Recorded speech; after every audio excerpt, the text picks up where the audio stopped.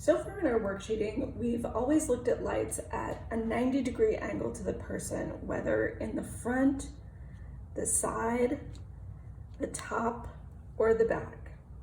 This week, we're going to look at lights that focus diagonally to the fixture and can really be at any angle we choose. I'm just going to start by picking a plan angle and seeing if I can get under the ceiling in a way that's a little like side light. So I've drawn this line to represent my ideal angle.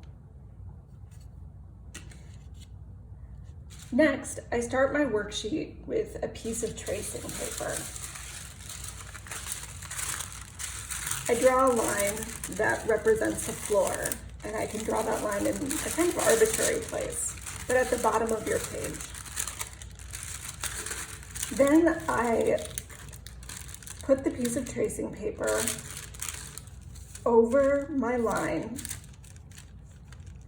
and anytime my line crosses anything on the plan, I make a tick and I label it.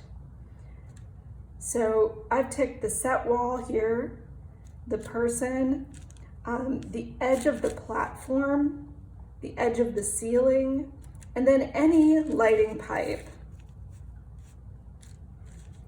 that crosses where I'm cutting through.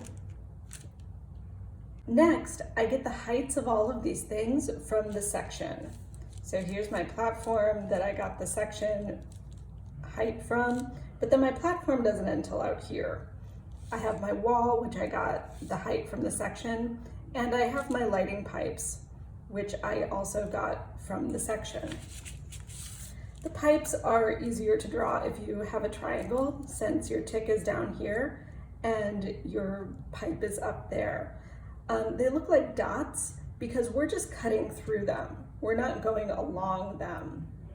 And the set will look distorted because of the angle you're cutting through.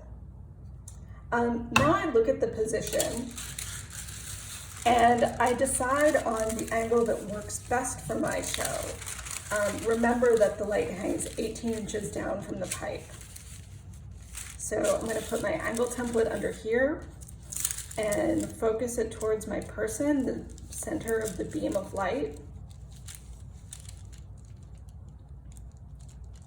And maybe I decide that this 36 degree is best.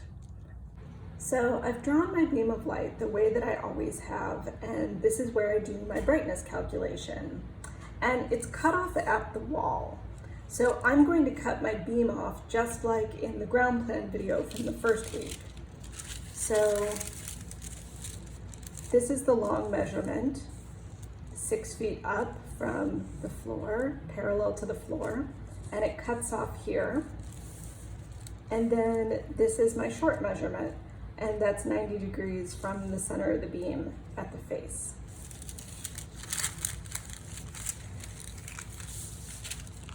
So note that it's on pipe 9, and now I can take this back to my ground plan and lay it over.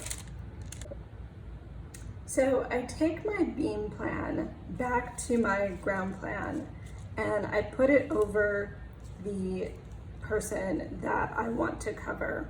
And then I've drawn my light where pipe 9 crosses that original line that I drew, my ideal angle. And when I draw my beam angle to check for coverage between lights,